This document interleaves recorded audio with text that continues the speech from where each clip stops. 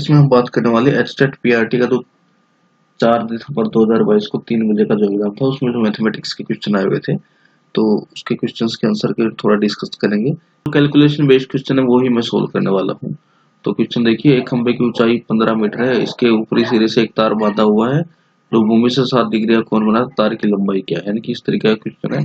ये एक खंबा है, खंबे की लंबाई है 15 मीटर, 15 मीटर लंबाई है। ये जमीन है, यहाँ से ये जैसे ऐसे इसके खंबे के टॉप से एक तार बांधा गया, तार की लंबाई हमें बतानी है, तार की लंबाई कितनी होगी अगर ये जो कोण है 60 डिग्री का बन रहा है। तो देखिए ट्रिग्नोमेट्री का क्वेश्चन है, त्रिकोणमिति का क्वेश्चन है। ये लंब है, ये आधार है, ये कर्ण है, तो हमें डायरेक्टली साइन थीटा लगा देना। तो sine 60 is equal to P by H, लंब बटे आधार, लंब बटे कर्ण। तो साइन 60 का मान होता है √3/2, पी का मान हमें दिया गया 15 और एच का मान निकालना, तो क्रॉस मल्टीप्लाई कर देना है। तो √3h बराबर है, ये हो जाएगा आपका 15 की 2 से गुना हुई तो 30। तो h का मान आ गया 30/√3। इसको परिमेयकरण कर लीजिए, रेशनलाइज कर लीजिए। तो √3 से गुना, √3 से भाग, तो नीचे हो जाएगा 3, 3 काटेगा पूरा 30 को 10 पे, आंसर आ गया 10√3। तो इसका आंसर था option number C. Option number C इसका करेक्ट आंसर था। अगला क्वेश्चन देखते हैं। एक थैले में 4 नीली, 3 काली, 5 पीली गेंदें हैं।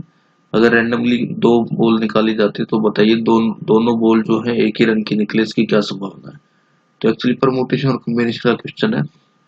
तो टोटल बॉल निकाल लेते हैं। ये 4 है, 4 और 3 7, 7 और 5 12, यानी कि कुल बॉल होगी 12। अब 12 में से 2 बॉलें निकालनी है, ठीक है। तो टोटली इसको सोल्व कर लेते हैं। 12 फैक्टोरियल बटे 10 फैक्टोरियल इंटू 2 फैक्टोरियल।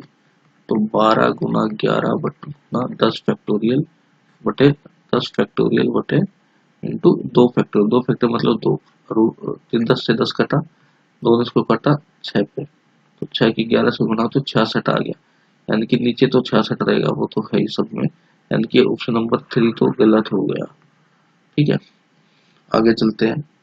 अब ऊपर का केस देखते हैं क्या आएगा।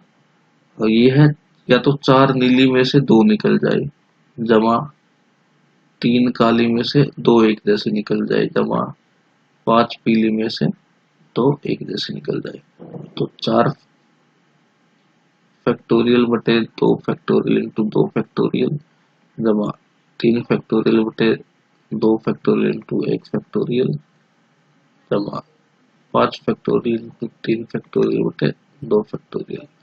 तो हो गया 4 गुना 3 बटे 2 फैक्टोरियल इंटू 2 फैक्टोरियल बटे 2 फैक्टोरियल। 2 फैक्टोरियल 2 फैक्टोरियल काटा, सेम इसी चीज को सोल्व कर ले। 3 फैक्टोरियल बटे 2 फैक्टोरियल इंटू 1 फैक्टोरियल। यहाँ 3 फैक्टोरियल की जगह आएगा 3 इंटू 2 फैक्टोरियल, तो 2 फैक्टोरियल से 2 फैक्टोरियल कट गया। ऐसे यहाँ 5 गुना 4 रह जाएगा बट्टे में, इंटू 3 फैक्टोरियल होगा, उससे वो नीचे वाला कट जाएगा 3 फैक्टोरियल। यहाँ से बचा 2, 3 फैक्टोरियल 3 फैक्टोरियल, 5 चौके 20, 20 ने 2 ने काटा, आया 10, ये आया 10, यहाँ से कट गया, यहाँ आया 3, और यहाँ से ये 2 फैक्टोरियल यानी कि 2 ने 2 को काटा, 3 दूनी 6, 6 यहाँ से आया। तो 6 3 9, 9 और 10 19, यानी कि ऊपर आया 19, नीचे आया 66। तो ये इसकी संभावना होगी, प्रोबेबिलिटी होगी 19/66। ऑप्शन नंबर ए इसका करेक्ट आंसर था।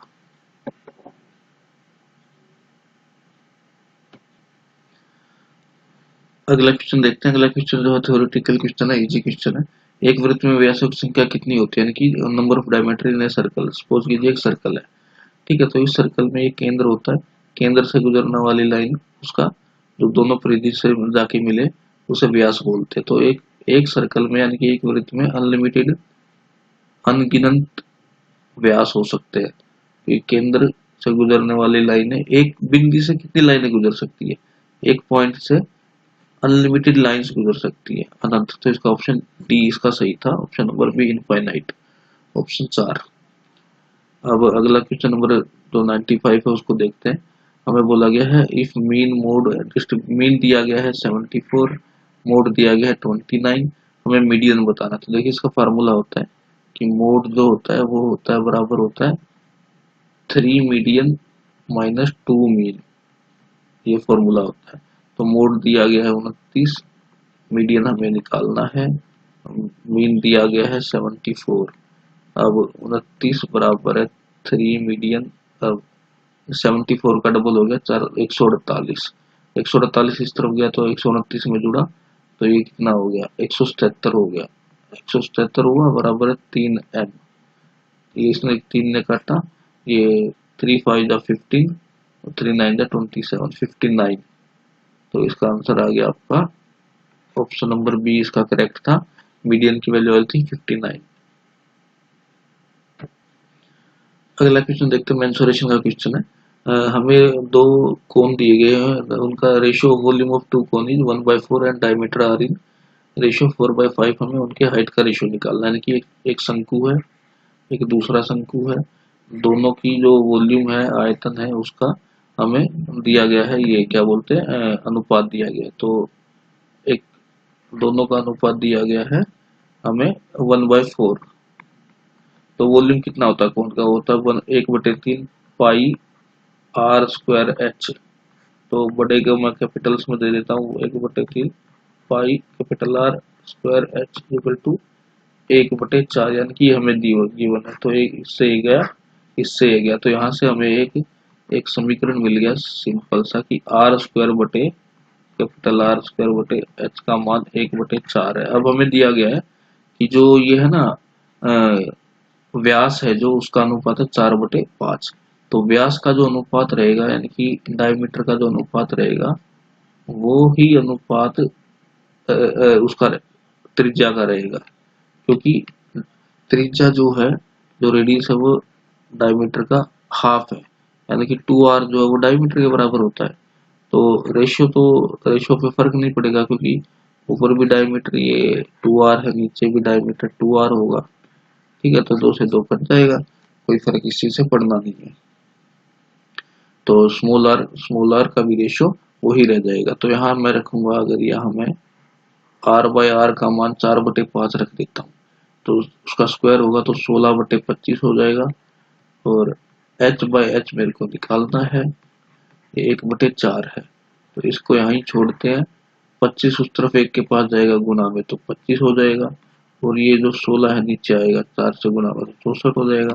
तो 25/64, इसका आंसर ऑप्शन नंबर 2 इसका करेक्ट आंसर था 96 का, 25/64। 98 नंबर क्वेश्चन देखते हैं। वर्तमान में एक शहर की जो जनसंख्या 12 लाख है, 4% की दर से बढ़ती है, तो 2 साल बाद शहर की जनसंख्या कितनी होगी। तो देखो भाई 12 लाख है, ठीक है, 12 के पीछे 5 जीरो लगाए तो हो गया 12 लाख। 4% से बढ़ी एक साल में, तो इसका 4% कितना हो गया, 4% हो गया, 2 जीरो से 2 जीरो गई, ये बचा 12,000। 12,000 की 4 से गुणा तो 48,000, यानी कि एक साल में उसकी जनसंख्या 48,000 बढ़ गई।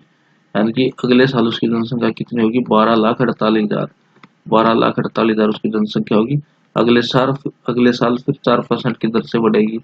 2 जीरो से 2 जीरो हटाई, एक जीरो यहाँ बची, ये 8 चौक 32, यहाँ 3 आया, 4 चौक 16 और 3 19, एक आया, 4 दुनिया 8 और 1 9, और एक आया, 4 1 4 1 5। तो अगले साल इतनी बढ़ जाएगी, पहले साल 48,000 बढ़ गई थी, तो कुल जनसंख्या कितनी हो गई, तो यानी कि ये 12,48,000 में आप सीधा सीधा जोड़ दो 59,920। तो 0 2 9 8 और 9 17, एक कैरी, ये आ गया आपका 10।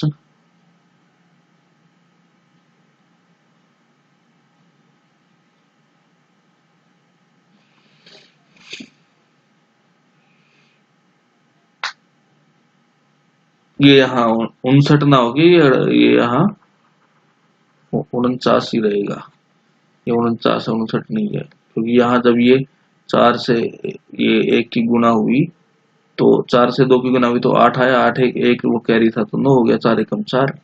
तो यहाँ ये 4 4 8 और 1 9, यानी कि 12,97,920। इसका ऑप्शन नंबर बी इसका सही था, ऑप्शन नंबर 2।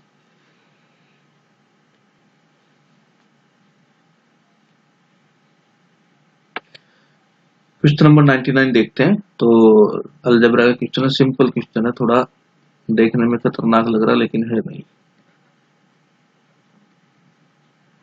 तो देखो भाई, सबसे पहले ये जो सबसे ऊपर अंडर रूट है वो उस साइड जाएगा तो स्क्वायर हो जाएगा, तो बचा क्या 7 जमा cubic root of X equal to 4 का स्क्वायर हुआ तो 16 हो गया।